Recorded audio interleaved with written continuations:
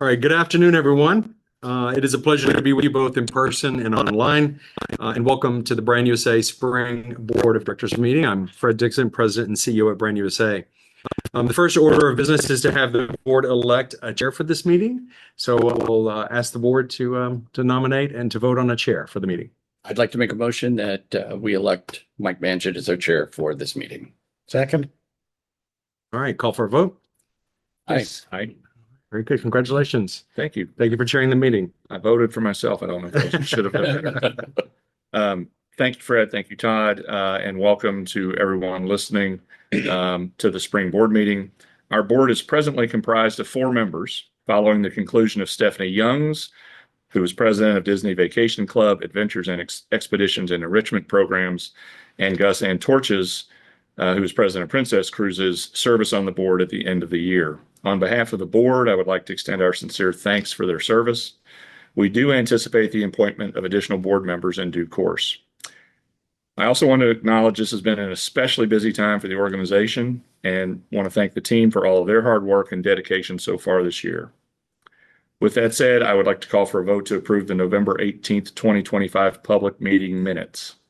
So moved. Second. I have a motion by Todd Davidson, second by Danny Hughes. All in favor? Aye. With that, let us turn to the first item of business. I've already done that. Never mind. I will. I'm so good. I'm ahead of myself. Yeah. With that, I'm happy to hand it back to Fred to continue with the meeting agenda. Thank you, Mr. Chairman. And again, good afternoon, everyone. It's great to be together and to be adjourned in this meeting.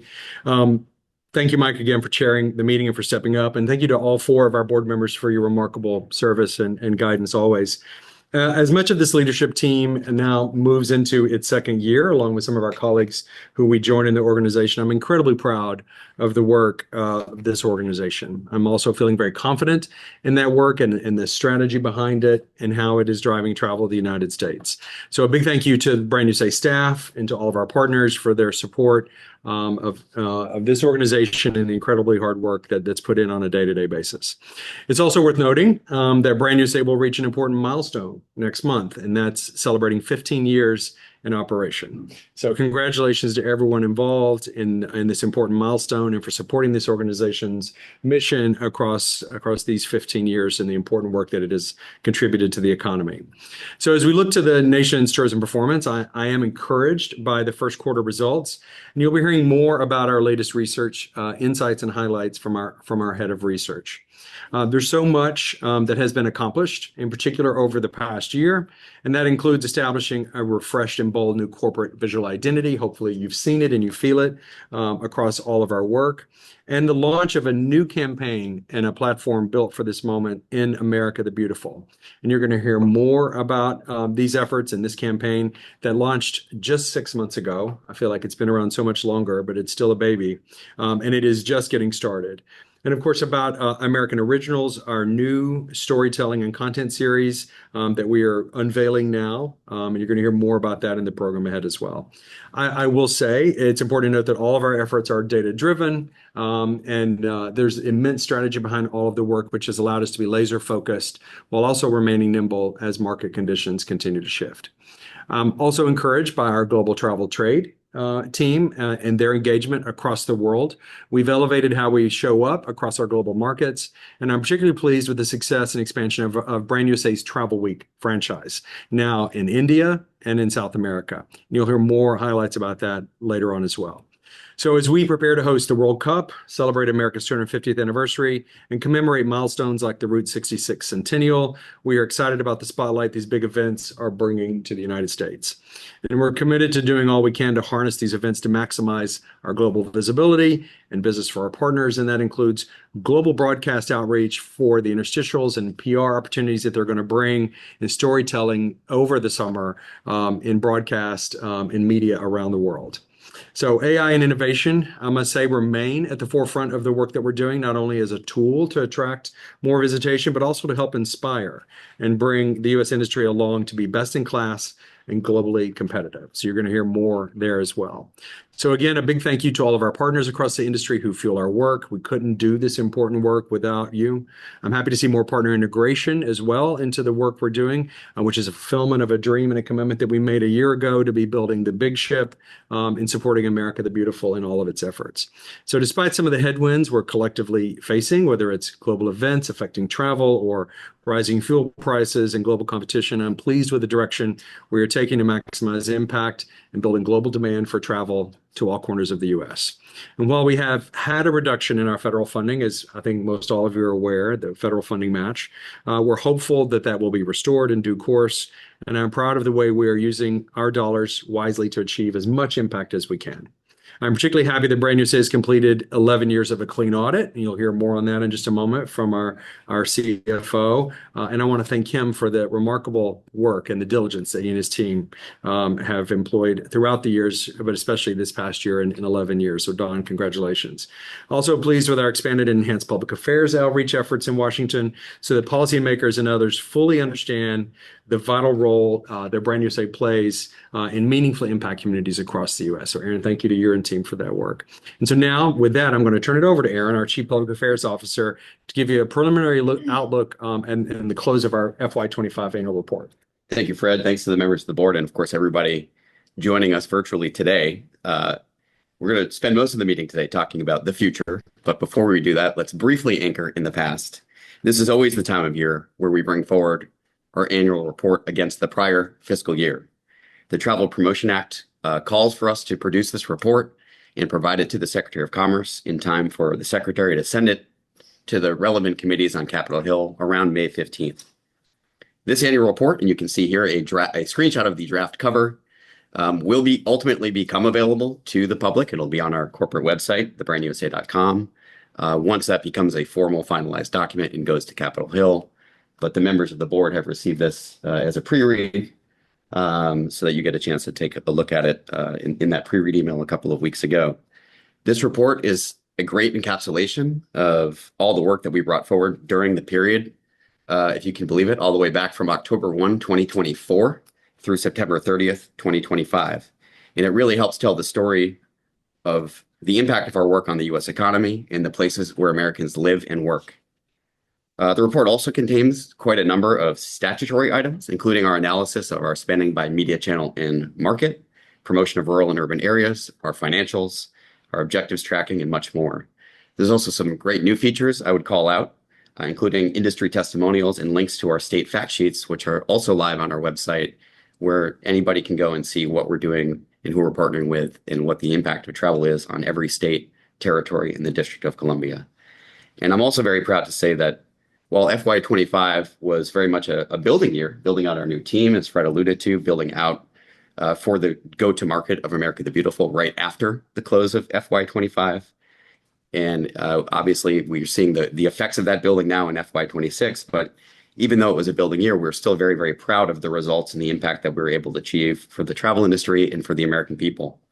And as you can see here on our next slide, every year, Tourism Economics produces an independent study to determine what our directly attributable impact was on the travel economy for the United States.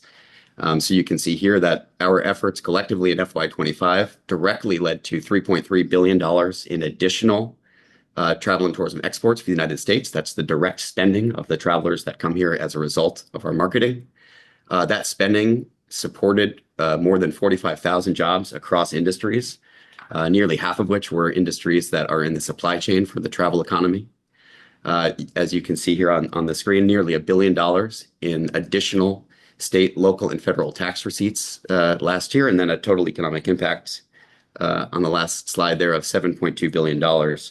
I should also note that these results led to $2.1 billion in personal income for hotel workers, restaurant employees, tour guides, retail staff, and others just in last year alone.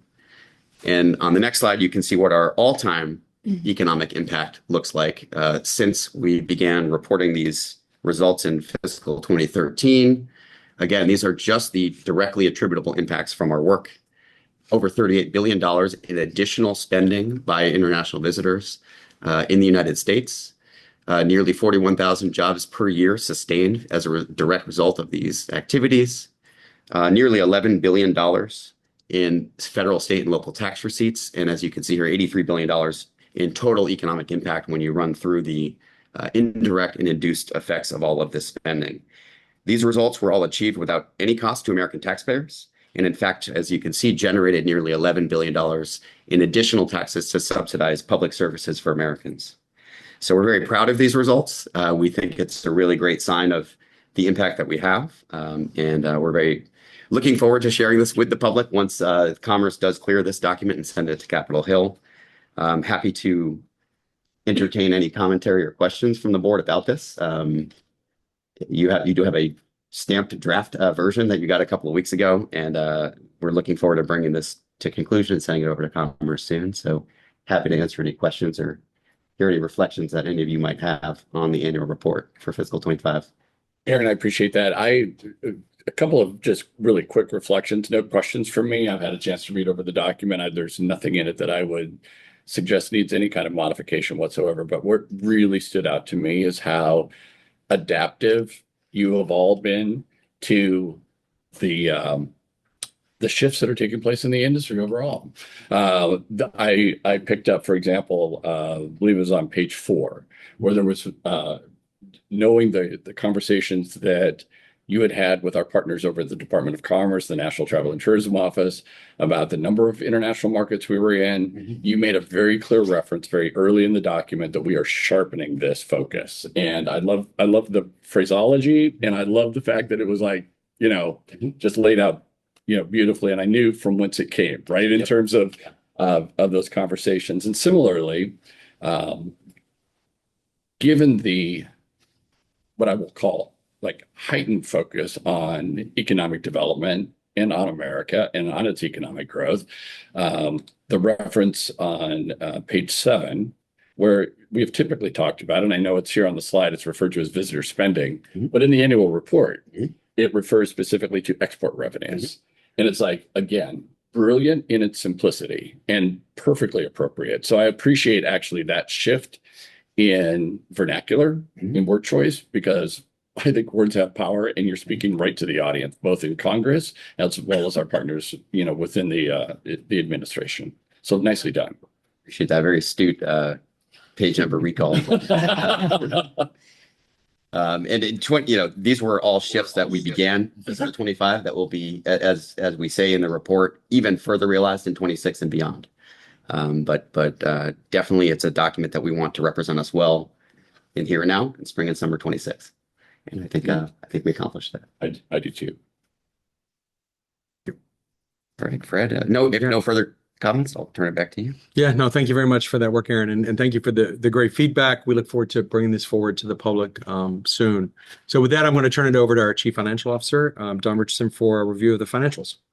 Good afternoon, everyone. I'm pleased to share our FY 2026 year-to-date financial results.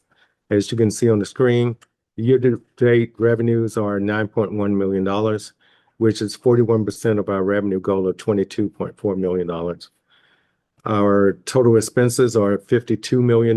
We're tracking at 33% of the budget at this moment. Our cash position remains strong, and we're on track to meet our matching fund requirements. So overall, I'm confident in where we are with our financial position.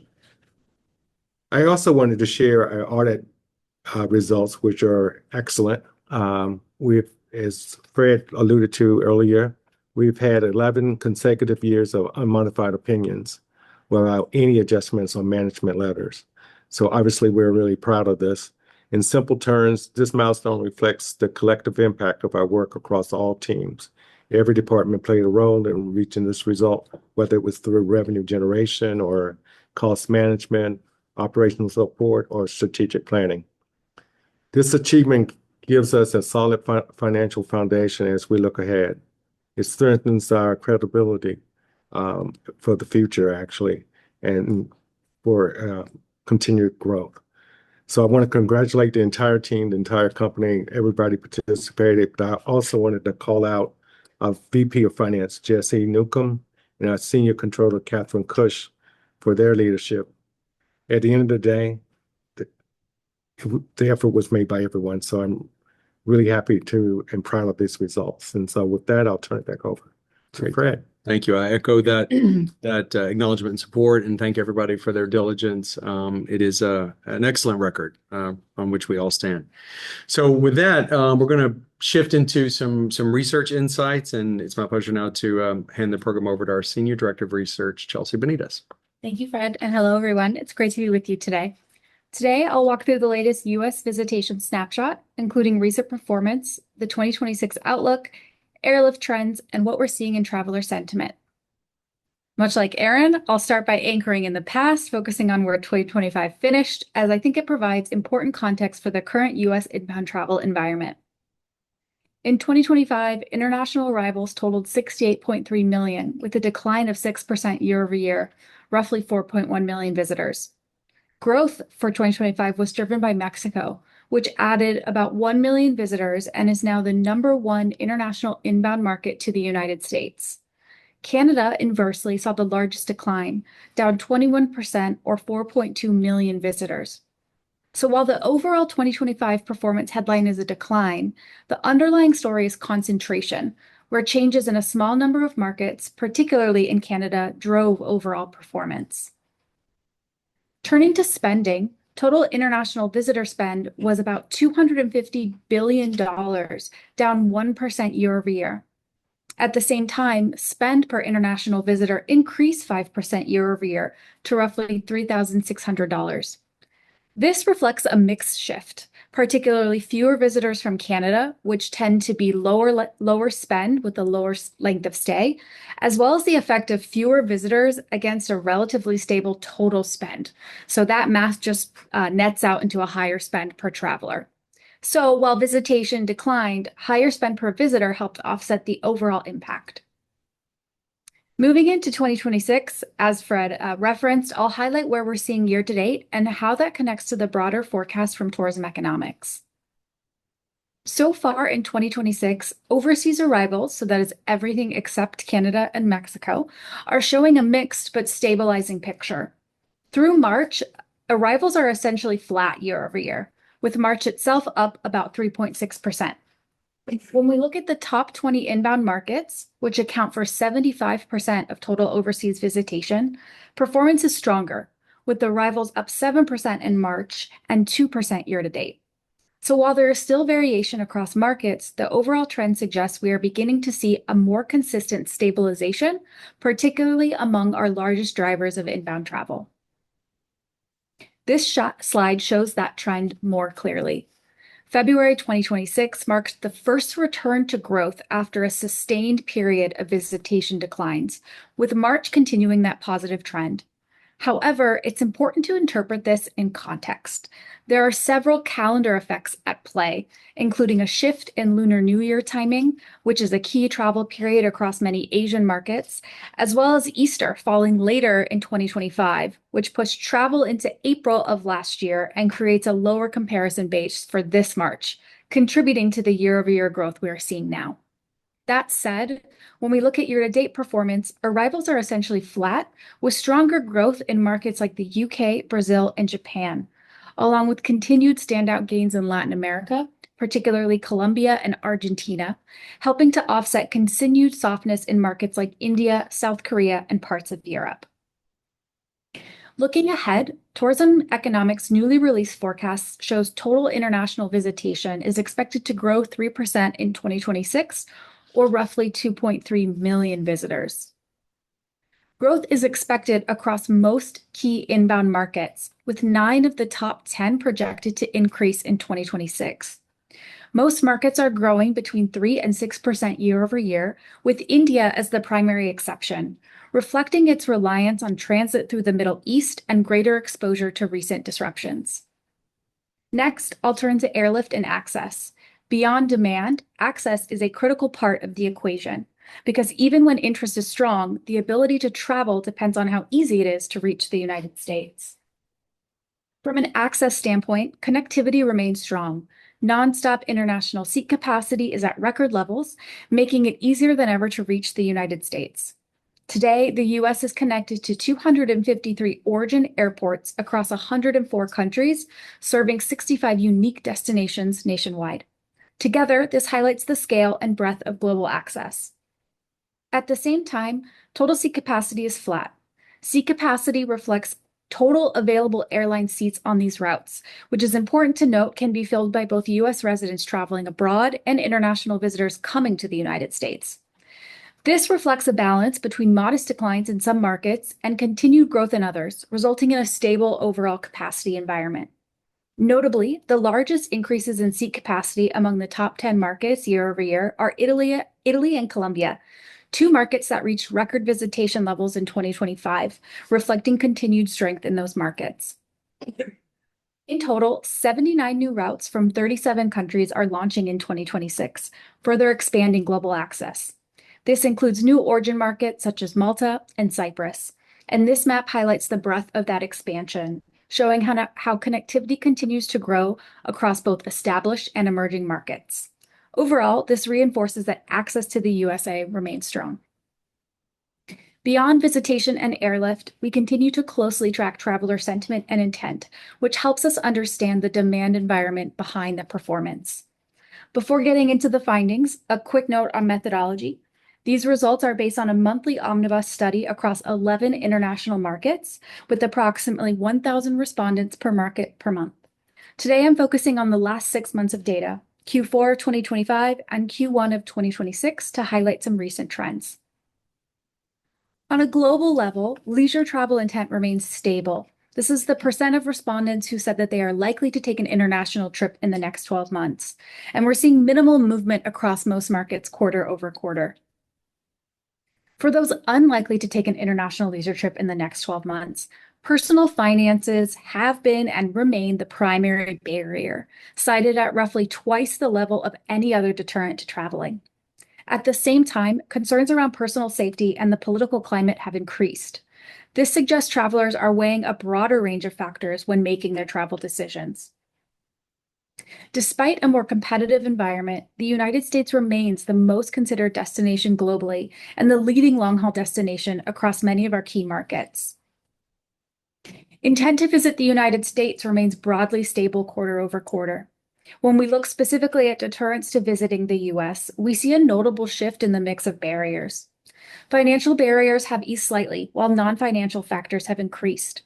This is a broadly consistent story with what we're seeing in overall international travel, where non-financial considerations are becoming more prominent. Together, this suggests travelers are weighing a wider range of factors beyond cost when deciding whether or not to visit the United States. Active travelers, or those who indicated that they are likely to take an international trip, rate the United States more favorably across every single market that we track. This reinforces that perceptions are stronger among travel-ready audiences. And we see the same pattern in attitudes. Active travelers are more likely to recommend the United States as a travel destination or speak positively about it across all of our markets. Even in a softer sentiment environment, active travelers remain a relative source of strength, reinforcing the importance of targeting high-intent audiences. So overall, visitation performance remains mixed and annual growth is returning gradually, but competition is increasing. At the same time, travel intent remains stable, but barriers are evolving, and active travelers continue to represent a key opportunity. I'm happy to pause for any questions, but if none, I will hand it back to Fred. Good. All right. Thank you very much, Chelsea. Appreciate that. Staying on top of these numbers, obviously, and the trends behind them has never been more important than it is today. With the current travel landscape shifting month by month and sometimes week by week, these insights keep our team focused on the right markets and audiences, and we've been able to adjust our programs, like with America the Beautiful, in real time. And we know this is also as important for all of our partners and everyone listening in today. So to tell us more about how America the Beautiful is going, I'd like to turn the program over to our Chief Marketing Officer, Leah Chandler. Great. Thanks, Fred. As we mentioned, America the Beautiful is our whole of organization brand platform, and it is our key marquee campaign at the moment. America the Beautiful is integrated across all channels and all discipline, from paid media, earned media, and digital content to trade activity and partnerships. We launched America the Beautiful globally last October, Here you see the timing of the campaign across our key markets, targeting high-value travelers and driving economic impact.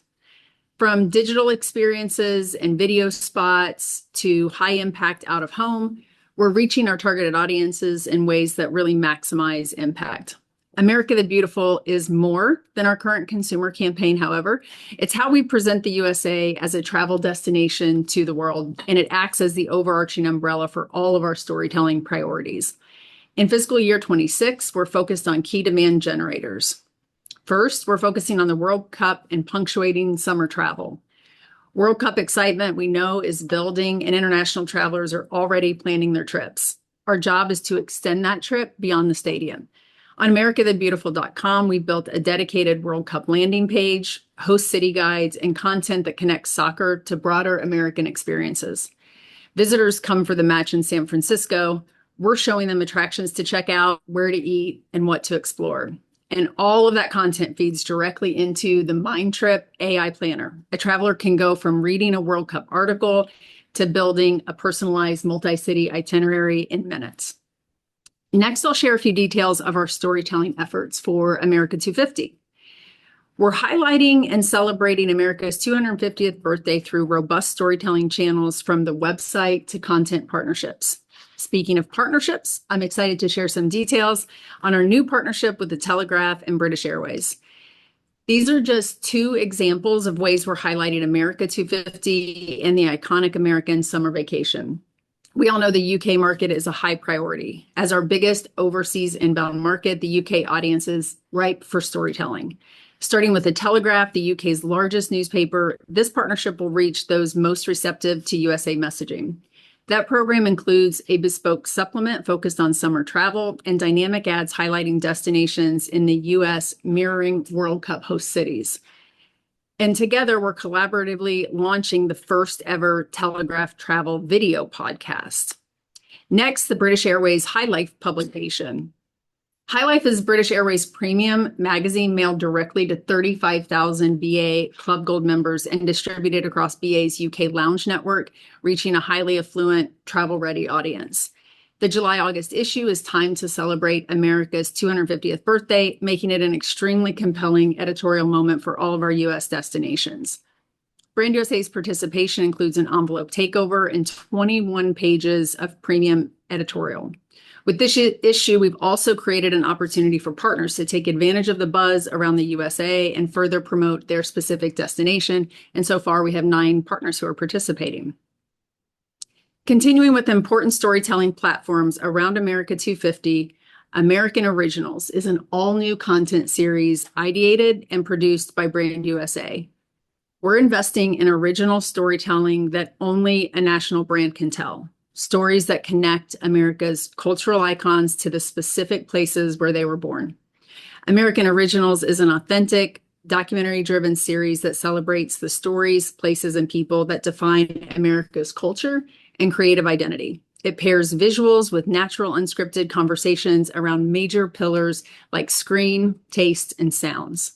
So far, we've produced 4 pilot episodes. We're featuring cinema in Monument Valley, barbecue in Austin, Texas, music in Memphis, and Broadway in New York City. I'm excited today to give you a sneak peek. This is a preview from episode 1 that we're about to show, Monument Valley. The landscape that defined the American West on film, how one remote valley on the Arizona-Utah border became one of the most recognizable settings in the world. The film in its full length is about 6 minutes. Today, I'm going to show you a 2-minute cut so that you can get a feel for the tone and the production quality. Some ideas are so powerful, they travel the world. These are the places where they began.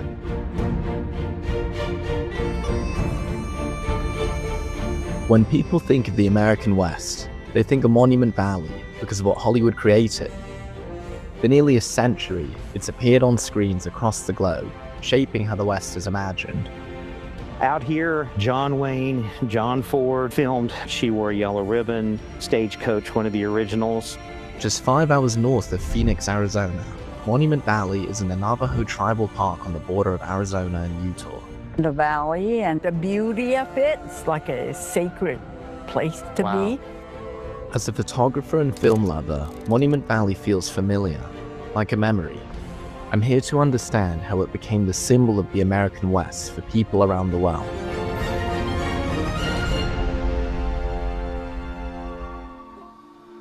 For many Navajo people, the history of filmmaking here is personal. I'm meeting Effie Yazzie, a Navajo elder whose parents worked on the John Ford film shot in Monument Valley in the 1930s.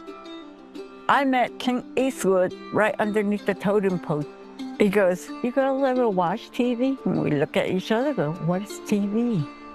John Wayne and John Ford talked to my mom and said, "Hey, can you be included with the movies?" And she said, yeah. She was in The Searcher and Cheyenne Autumn. They were using a lot of her horses.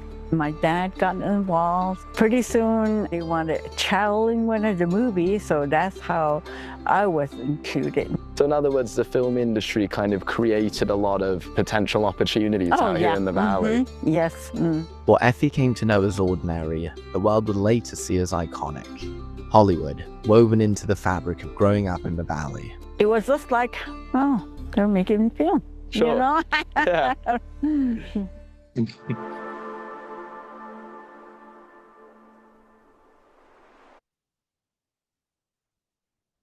So hopefully the taste of this video piques your interest in seeing the rest of the film. It's on americathebeautiful.com right now, along with our second episode featuring Austin. So be sure to check that out. Across our content ecosystem, the American Originals hero videos are the entry point with surround sound content supporting them. A dedicated landing page houses the full stories. The Mind Trip AI Planner is where a traveler takes what they just watched and turns it into a personalized itinerary. And social media amplifies the assets organically. The videos are rolling out episodically with main support, paid support in Brazil, Mexico, UK, and Ireland, markets that were identified as strongly indexed against screen, taste, and sounds.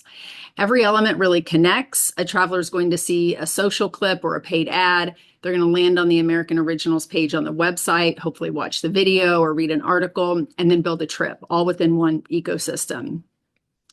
Here's what's happening in practice. Early results show the first video has already generated 45 million views across all of our channels. On YouTube, the average view time is 3 minutes and 6 seconds, about 51% of the full video.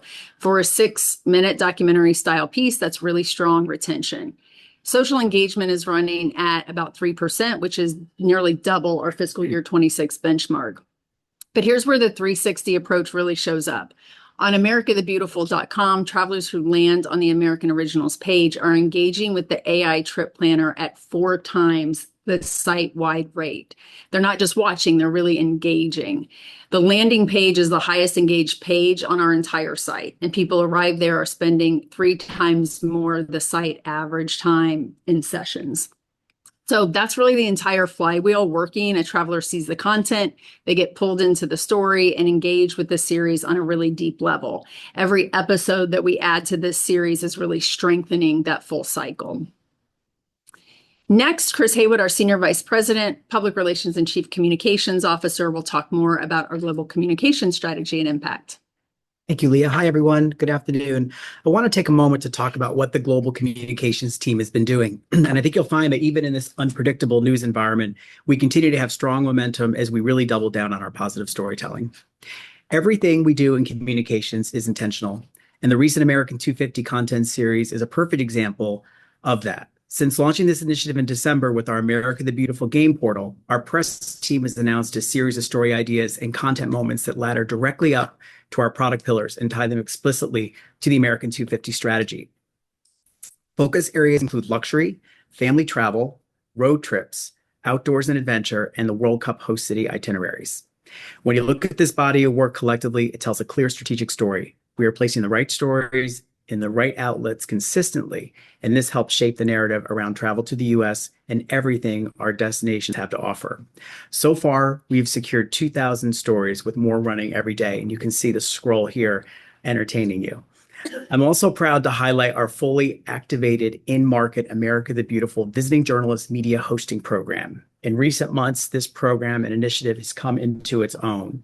In fiscal 26, we've hosted media from more than 11 countries, representing 32 travel and lifestyle outlets across 13 individual and group trips, with over 20 more visits confirmed through the end of the year. And I want to thank our global network for all their incredible support. We really appreciate it. The feature coverage coming out of these trips is overwhelmingly positive, really inspiring global visitation and folks to choose the U.S. We're not slowing down. And looking ahead, I want to highlight a few things that we have on the horizon in PR. At IPW next month in Fort Lauderdale, Brand USA will join with U.S. Travel Association for a first ever joint press conference where we'll work together to collectively welcome international media to the U.S., discuss Brand USA's campaigns and initiatives, and hear a policy update from U.S. Travel. We want to thank them for their collaboration. We'll also showcase our brand new American Originals content series that Leah just outlined. And beyond IPW, we know the World Cup places the U.S. on the ultimate world global stage, and we are planning to harness that to really optimize our earned media coverage. Through our global network of PR reps in 15 international locations, we're working to secure several segments to inspire future travel. We're working with global broadcasters in each of our markets, and I'll give you just a few examples. TV Tokyo, Japan, Channel 9, Australia, Sky Sports in the UK, and El Financiero Viajes in Mexico to integrate more uniquely American experiences and locations into their programming. Now, coverage for these extend beyond the stadium. For example, in the case of TV Tokyo, coverage will showcase destination attractions, dining, hotels, and arts and culture offerings. In this case, positioning Dallas, the backdrop for the Japan matches, as a destination where world-class football and compelling travel experiences intersect. And our goal with these is really to proliferate more positive storytelling to encourage travel to all corners of the U.S. as we look at this as a real win-win for everybody. Now, beyond the World Cup, we continue to harness other key pop culture moments in our storytelling calendar, including the recent press release focused on space-themed dark sky experiences, pegged to last week's Artemis II crew return. I want to thank the team for that. It was a great idea. Last month, we also made an announcement around the recent Oscar-winning and nominated films that showcase iconic U.S. destinations. And we really think this idea of screen tourism and pop culture is really going to stick in many of our future announcements. So we're going to continue to do that. Now, as we look forward to 2027, we're also starting to lay the groundwork for the road to the 2028 Olympics and Paralympic Games in Los Angeles, showcasing the plethora of USA sports tourism opportunities, celebrating favorite former U.S. Olympic host cities, and highlighting various sites of interest, including training facilities and even museums, such as the U.S. Olympic and Paralympic Museum in Colorado Springs is just one example. Now I'm going to turn the program over to my colleague, Angie Briggs, Senior Vice President, Industry Partnerships and Engagement, and Chief Development Officer to talk about our partnership initiatives. Thank you, sir. I will start by saying that all the work we do and the positive impact that it has on the economy would not be possible without broad industry support from our board, from our partners, and beyond. So keeping connected to our partners and aligned with them is a huge focus for all of us at Brand USA, but particularly the partner marketing team. So as such, we continue to engage the industry through a number of touch points throughout the year. This includes a recent survey that we sent out at the end of last year, hosting our first partner input session of the year, and of course, our ongoing one-on-one strategy sessions between our engagement teams and our partners. This helps us understand the challenges and opportunities that the industry stakeholders are facing, and what they're seeing in the marketplace, and how we can support and align for maximum effectiveness. At the moment, we're really focused on our fiscal year 27 planning.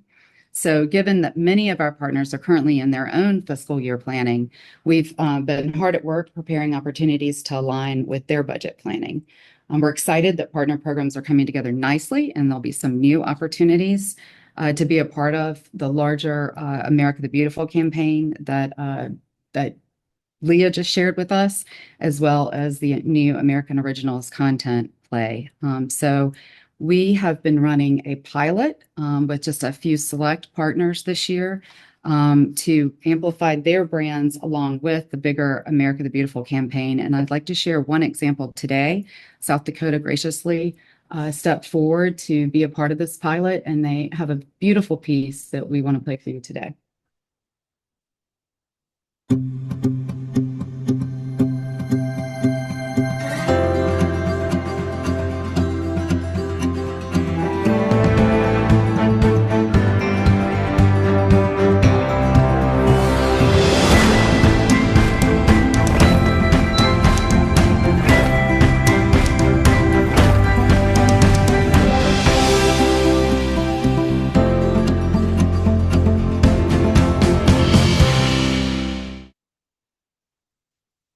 For those of you who've seen our original America the Beautiful campaign, it's really beautifully aligned. We're very proud of it. We're, again, very thankful for the partners that volunteer to be part of the pilot, and we look forward to scaling this in 27 so that more partners can participate. The other partner integration opportunity that we'll be sharing in more detail soon is the extension of the American Originals content platform that Leah just spoke about. This is a multi-tier opportunity so that partners can plug in at various levels and amplify their own stories, their own American Originals, and their destinations and organizations. So more details to come on this. We will have our annual partner opportunity webinar, which is scheduled for May 12th to share our direction for fiscal year 27. And we're particularly looking forward to meeting with partners at IPW in Fort Lauderdale in just a few weeks. So if you have any questions about that, I'm happy to take them. But otherwise, I'm going to turn it over to Malcolm Smith, our Senior Vice President of Global Markets and Chief Trade and Product Development Officer. Malcolm, can I jump in real quick? Not a question. Just a thank you for somebody that's been part of or observing Brand USA since the Travel Promotion Act was being walked around the halls of Congress back in 8, 9, signed into law in 10. What you've done with the America the Beautiful, bringing partners in like that, is what I always envisioned was the untapped opportunity that Brand USA was going to bring to our nation.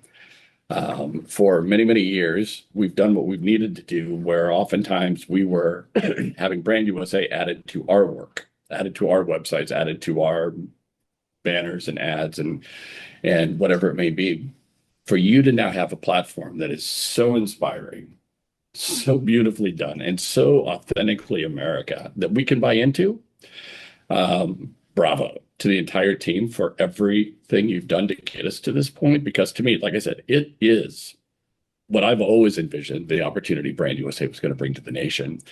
So I will also just add Danny for Hilton, Mike for Kentucky, Jim Hagan, if you're watching online, for South Dakota.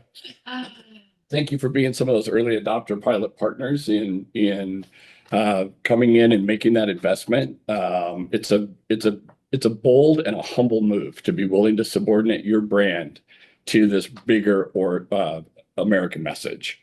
And I applaud you all for that, as board members, but especially today as partners. So thank you. Well said. Very well. Yeah. It's exciting because it's a real opportunity for our corporate partners to participate with us. And we often struggle with offering something of real good value to them. So we appreciate all three of you for stepping up.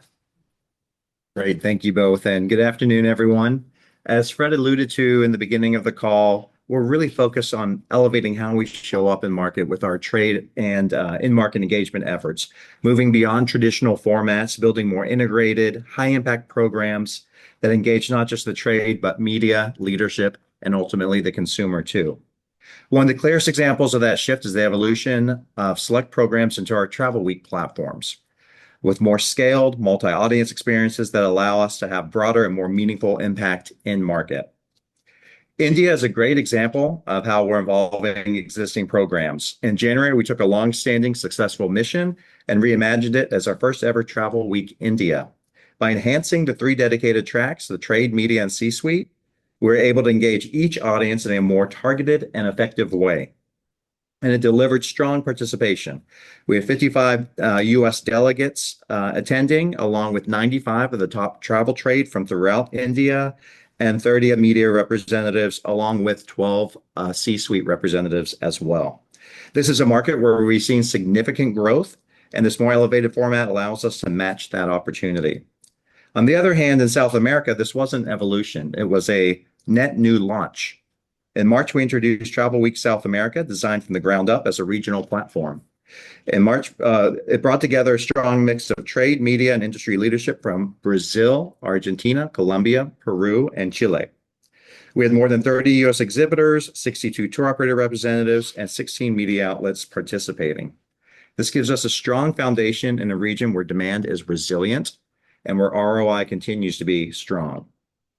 Another important evolution this year is how we're layering in consumer marketing into these 3 platforms. We've integrated our out-of-home campaigns into the travel weeks, building on a pilot program in the UK and Europe last fall and expanding it into India and South America. This includes airport placements reaching arriving delegates, as well as high-impact consumer media targeting high-value travelers already in market. The result is that our presence extends well beyond the event itself, connecting industry engagement with consumer inspiration. So instead of running trade and consumer efforts separately, we're bringing them together into a more full funnel approach. And at the same time, our core programs continue to play a critical role. Our Mexico sales mission in our #1 inbound market delivered over 2,000 B2B appointments and over 270 agent trainings. And in Australia and New Zealand, we continue to see strong engagement with more than 1,000 scheduled B2B meetings, as well as agent trainings in 2 key markets. These programs provide consistency and scale, while travel weeks represent how we're evolving in priority markets. And in addition to our in-market work, one of our hallmark programs is the Destination Immersion. Later this month, we'll host 60 top agents and tour operator product managers from the UK and Ireland, taking them across 11 states and 24 cities. With support from partners like American Airlines, British Airways, and Aer Lingus, we're able to expand both reach and impact throughout the entire US. Across 6 curated itineraries, we're showcasing the diversity of US destinations with the goal of inspiring new product development and driving future visitation. And at the finale, which will be hosted in Seattle, we're adding a B2B marketplace, bringing together the product managers, receptive operators, and local suppliers to generate new business and turn these experiences into future bookable product. And finally, next month, we'll return as the premier sponsor of U.S. Travel Association's IPW in Fort Lauderdale. We'll be bringing the America the Beautiful campaign to life in both in our booth and across the convention center itself, creating a strong, unified presence that supports all exhibitors.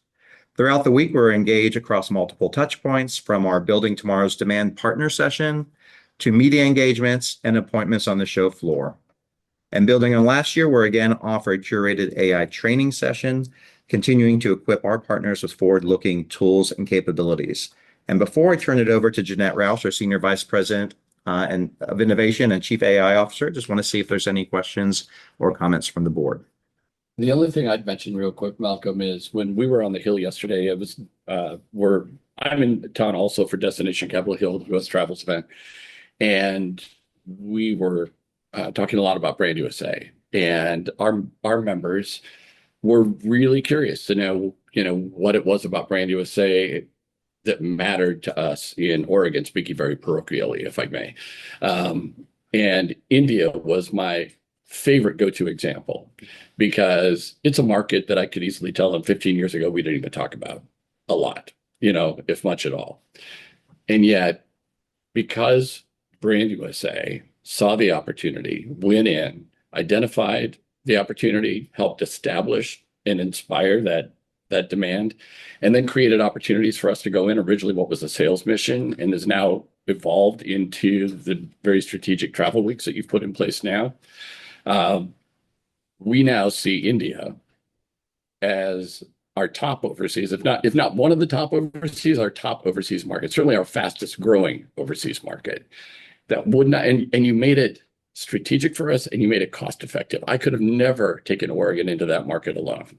I mean, come on, it's a massive market, 1.4 billion people. Granted, English is not a barrier, but it's just, but you made it strategic, and you made it affordable, and you made it very efficient. And because of that, we're seeing it in Oregon today as a result of that. So great to hear that. And to those that came before as well with those original sales missions. Yeah, with the travel week, we like to make this platform that is valuable to those who are already experienced in the market, but also for those first timers. They're going to get all the tools and education and enrichment to prepare them for hitting those appointments or meeting with the journalists.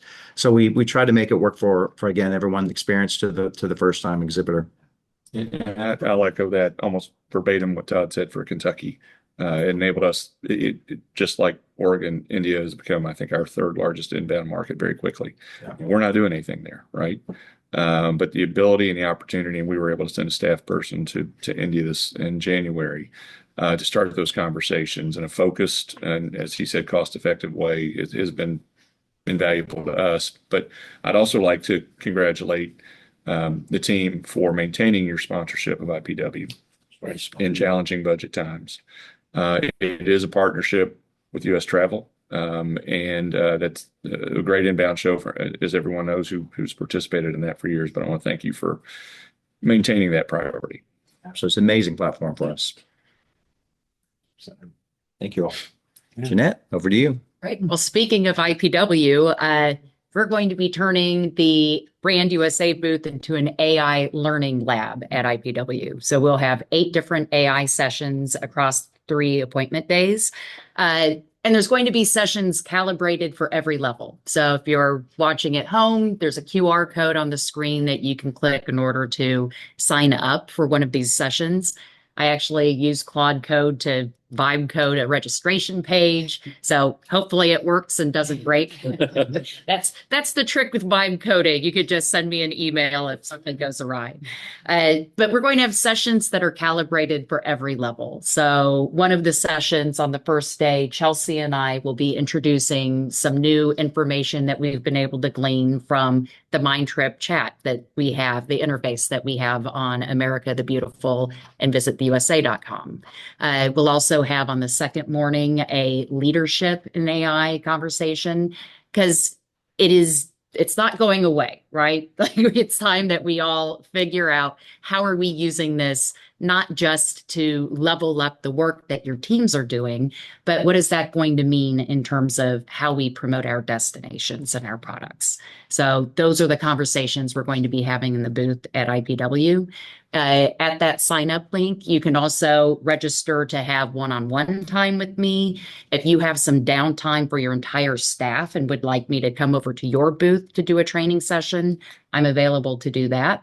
And actually, a week before IPW, I'm going to do a webinar on how you can record sessions when you're having appointments in the booth, and take those recordings and turn it into follow-up emails and things that you can use in terms of updating the CRM or providing sales coaching for junior staff. And maybe they want to hear that feedback from AI a little bit more than they want to hear it from their boss. So taking advantage of all of those opportunities at IPW. And then I also want to remind everybody about our Agents of Change webinar series. So this is now about a year old. We have 11 sessions available for view on thebrandusa.com, which you can find again at the QR code right there. And so again, those recorded sessions range from AI 101 to using AI to help build presentations.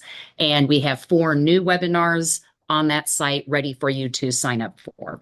I believe the next one is actually vibe coding, small SaaS tools and websites for your own use. So just like the previous website that you would have seen if you clicked through for the IPW registration, there's a lot of ways that you can use that for your own business. So I encourage everybody to participate. Good. Thank you very much, Jeanette. As you can tell, there's a lot happening across the organization, and thank you for the comments. We're proud and excited to be back at IPW in just a month. It's hard to believe it's so close. But the booth, our booth at IPW, is going to be an incredibly busy place, as you've heard. Not only are we going to be offering AI training alongside all of the trade appointments that are going to be going on, the PR engagements and interviews. You're going to see America the Beautiful display. The booth is newly designed for this year. And then excitedly, in partnership with the federal government, we're also going to have Customs and Border officers with us in the booth talking about trusted traveler programs, talking about the fact that there have been no changes to date in the entry policies. So they're going to be taking meetings with tour operators. We're going to be facilitating that as well. So it's an all of inbound ecosystem happening right in the booth. And it's going to be quite a busy center. So I thank everybody for what they're putting forward. So in closing, I want to thank the board for your leadership and all your support. Brand USA is stronger today because of your leadership and your vision, our industry's collaboration, the contributions of my teammates and colleagues, and their extraordinary dedication through what has been turbulent times. So I also want to thank our industry partners who are joining us today for all of their support. And just in closing, I'm feeling very confident about our work, about what we have built in a relatively short amount of time in the past year and a half or so, and the strategy and in this team. So a big thank you to them, to our entire staff and organization, and for our partners for their support. and all the hard work that they've put into it. And so with that, I'll turn it back over to our chair for the closing. Thank you, Fred. And I want to take the opportunity on behalf of the board to thank you and your staff, your ability to switch tack midstream amongst many challenges in what seems in some ways a very short year and a half, and in others a very long year. It has been nothing short of phenomenal. And to see how you've dealt, all of you, with these changes and challenges, and to still be able to put out the product that you're putting out, as Todd said earlier, which I think is the best that we've seen out of Brand in its history. A big thank you from us. So if any of the board members have any comments they'd like to share. I'll just echo those statements. Jenny. A year ago, it was a different place. Yeah. Congratulations. Yeah, thank you. Yeah. And if there's nothing else, thank everyone for calling in online and watching it. And I will go ahead and adjourn the meeting. Thank you. Thank you, everyone.